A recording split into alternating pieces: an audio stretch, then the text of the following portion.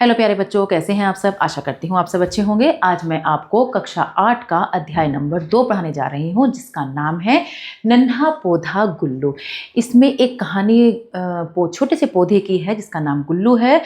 वो जहाँ वो रहता है वहाँ से उसे कहीं और ले जाते हैं, लेकिन वहाँ पर उसे बिल्कुल भी अच्छा नहीं लगता और वो इस अन्याय का विरोध करता है। तो देखते हैं इस कहानी में किस तरीके से वो इस अन्याय का विरोध करता है और कैसे फिर उसे समझ आ जाती है और फिर वो अपनी भूल का किस तरीके से उसे एहसास होता है। तो इस चैप्टर में हम पढ़ेंगे, तो स्टार्ट करते हैं।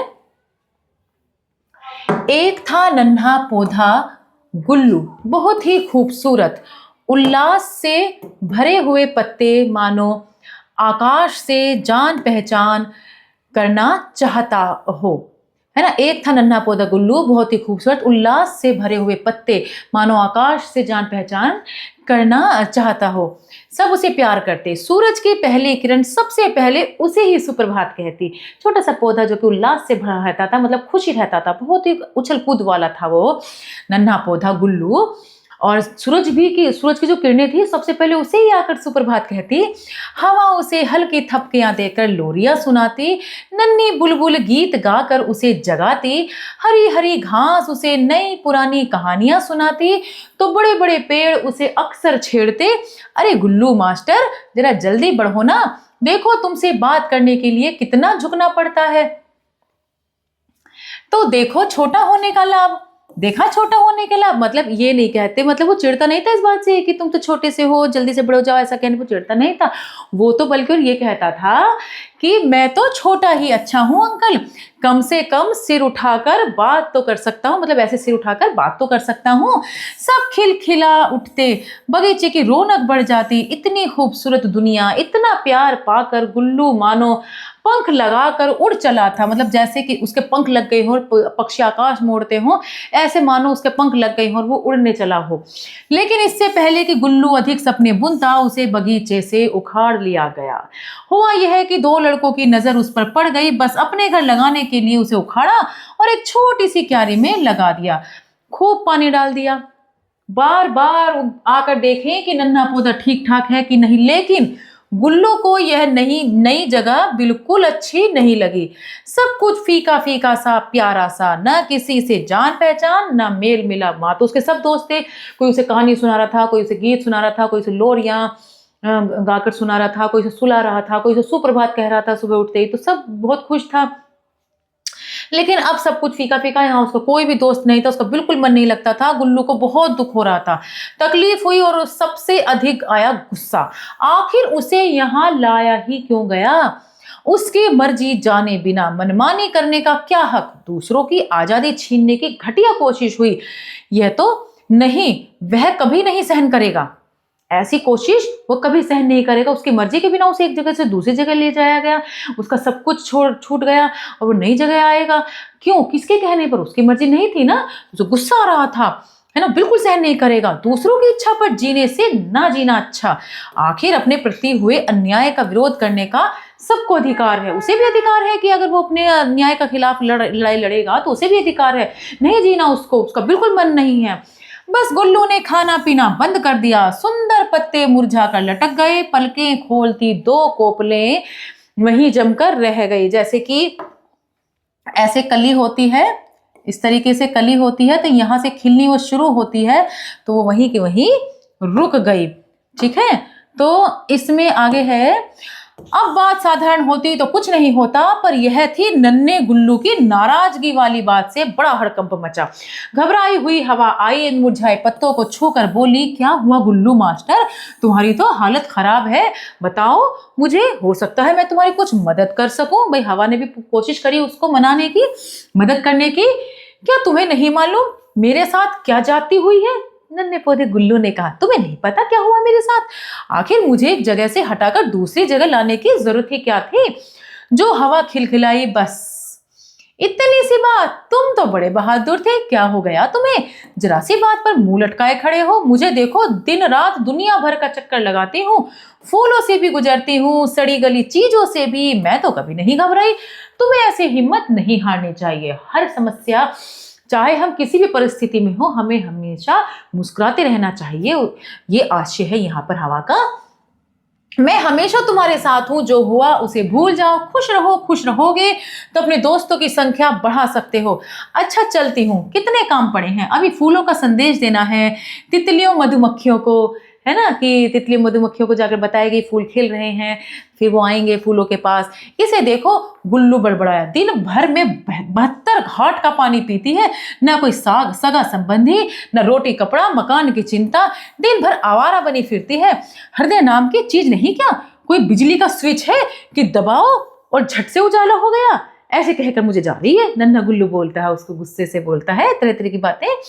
किस उजाले की बात कर रहे हो नन्हे बाबू, सुनहरे बालों को लहराती किरण आई, सूरज की किरण आ गई, चेहरा दमदमा रहा था, मैंने सुना कि तुम उदास हो। भाई वे उदासी कमजोर मेरी पसंद नहीं, जानते हो कमजोर लोगों को दुनिया दबाती है। भाई उदास जो होगा उन्हें कोई नहीं पसंद करता, कमजोर हो जाते हैं वो लोग, और कमजोर लोगों को दुनिया दबाती है। ऐसा किसने कहा? सूरज की किरण ने। और हंसती है, अरे मजबूत बनो मेरी तरह, जब नाराज होती हूं तो दुनिया घबराती है, एक दिन दिखाई न दूं तो हलचल मच जाए, जिंदा दिल बनो, छोड़ो यह उदासी।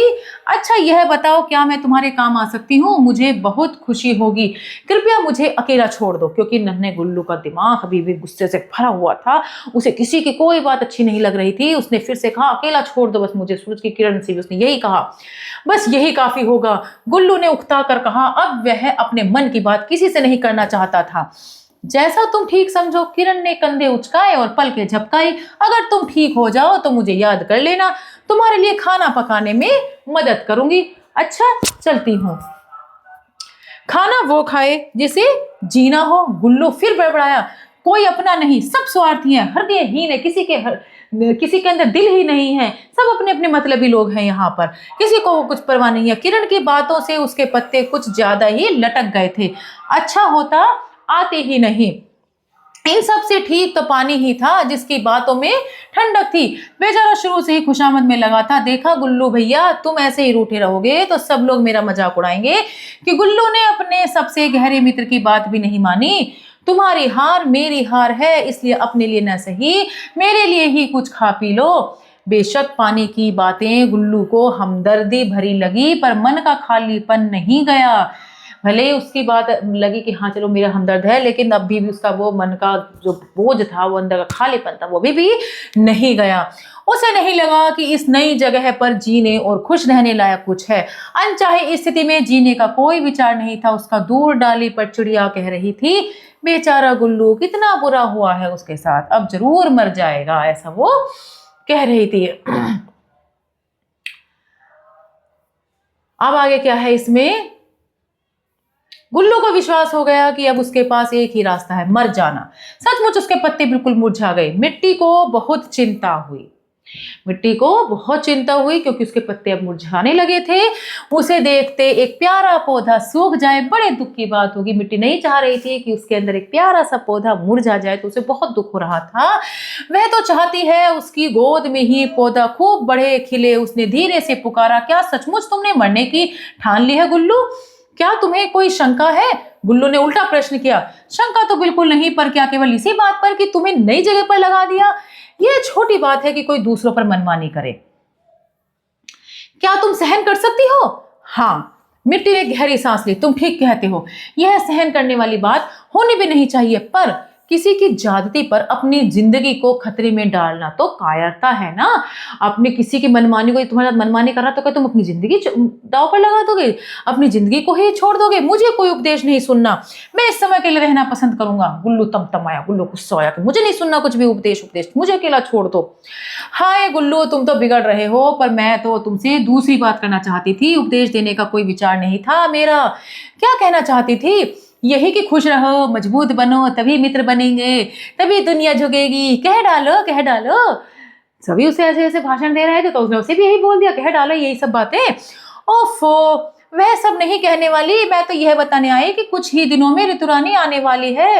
हर मौसम में आती है वह। ऋतुरानी आने वाली है, तो मैं क्या करूं? गुल्लू बात काट कर बोला। अरे बाबा पूरी बात तो सुन, वह खाली नहीं आती, साथ में रंग बिरंगे फूलों का टोकरा लेकर आती है और सबको फूल देकर जाती है। उससे क्या, सबके लिए फूलों का टोकरा लाती है, तो मुझे उससे क्या। हाँ यही जानने वाली बात है। दरअसल वह पेड़ पौधों को फूल बांटने आती है, किसी को सफेद, किसी को लाल, पीले, नीले, बैंगनी, गुलाबी, जोगिया, सब मांगते हैं उससे फूल। फिर गुल्लू को यह जानकारी कुछ दिलचस्प सी लगी, कुछ अच्छी सी लगी, रंग बिरंगे फूल। फिर नहीं समझे। सुनो, मेरा विचार था कि तुम भी अपने लिए फूल मांग लेते। हाँ बिना मांगे वह नहीं देती। मेरी समझ में तुम पर गुलाबी फूल बहुत अच्छे लगेंगे, वही छोटी रेशमी पंखुड़ियों वाले। नन्हे गुल्लू के मन में एक लहर सी उठी।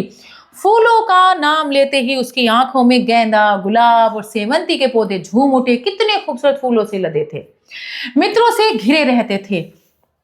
हर समय भौरे गीत गाते, मधुमक्खियां नृत्य करती, तितलियां कानों में जाने कैसी गपशप करती कि फूल खिलखिलाते। तो उसे सारी बातें याद आ गई कि हाँ सुंदर सुंदर फूल किस तरह लगते हैं, किस तरह उनके पास तितलियां और भौरे आते हैं, है ना। पौधों की जिंदगी के सबसे खूबसूरत दिन होते हैं वे।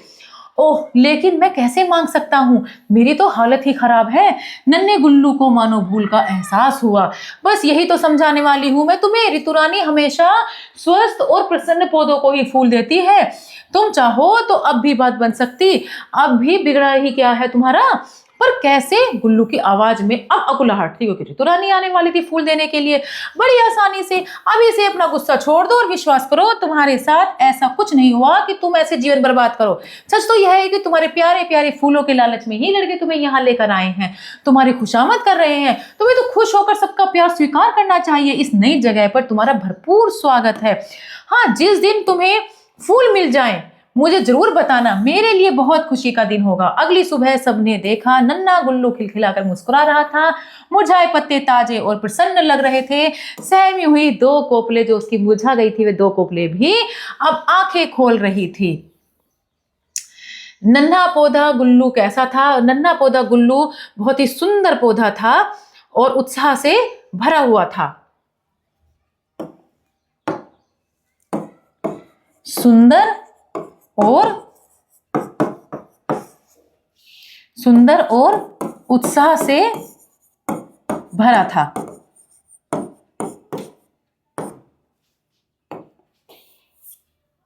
सुंदर और उत्साह से भरा था। गुल्लू क्यों चहक उठता था? गुल्लू इसलिए चहक उठता था क्योंकि सूरज की किरण भी पहले उसे ही आकर सुप्रभात करती थी और सभी उसको गीत गाते थे, उसको खुश रखते थे। हरी छोटी छोटी हरी हरी जो घासें थी वो भी उसको कहानियां सुनाती थी। तो गुल्लू इन सब के इस प्यारे से वातावरण से चहक उठता था। सूरज ने गुल्लू को क्या समझाया? सूरज की किरणों ने गुल्लू को समझाया कि कमजोर आदमियों को कोई पसंद नहीं करता है, कमजोरों को, इसलिए ताकतवर बनो, मेरी तरह उदास मत रहो, उदासी से कुछ नहीं मिलने वाला। गुल्लू ने अन्याय का विरोध कैसे किया? तो गुल्लू ने अन्याय का विरोध जीने की इच्छा त्याग कर किया। उसने खाना पीना छोड़ दिया था। ठीक है, तो खाना पीना छोड़कर गुल्लू ने अन्याय का विरोध किया। किसके आने से गुल्लू खुश हो गया? ऋतु रानी के आने की खबर से गुल्लू खुश हो गया।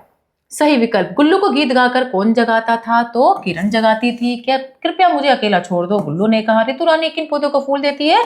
स्वस्थ और प्रसन्न को। नन्हे गुल्लू को क्या एहसास हुआ? अपनी भूल का एहसास हुआ। किसने किससे कहा? कमजोर लोगों को दुनिया दबाती है, हंसती है। तो कमजोर लोगों को दुनिया दबाती है, ये सूरज ने कहा। सूरज की किरण ने, किसने कहा? किरण ने कहा गुल्लू से। तुम्हारी हार मेरी हार, इसलिए अपने लिए से मेरे लिए खा लो, मिट्टी ने कहा। किससे? गुल्लू से। गुल्लू से।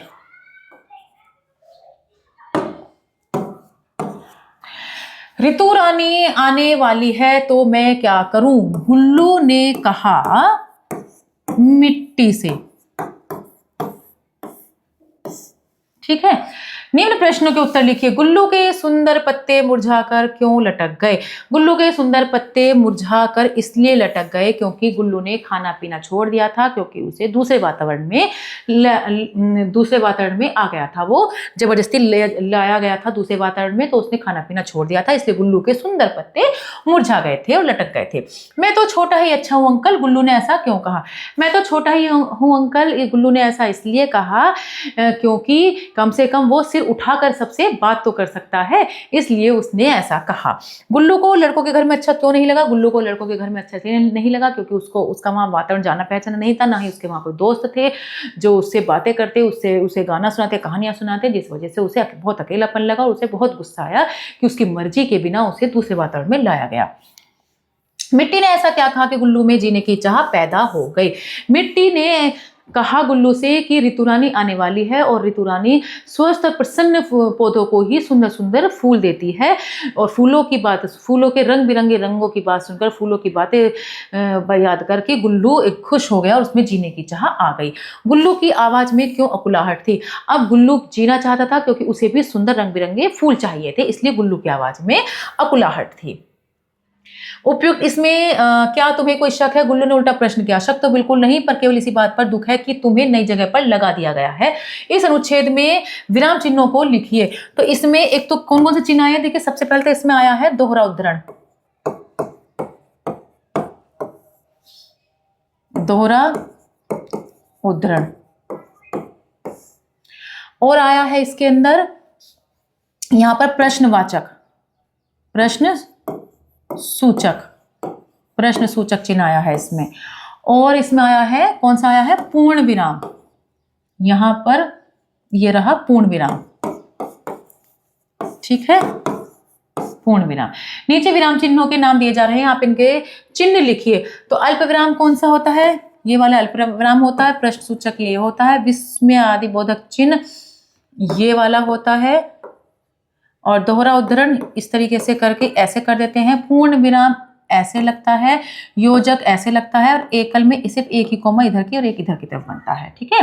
दिए गए शब्दों के बहुवचन लिखिए। पौधा पौधे, फूल फूलों, पत्ता पत्ते, बगीचा बगीचों, चिड़िया चिड़िया,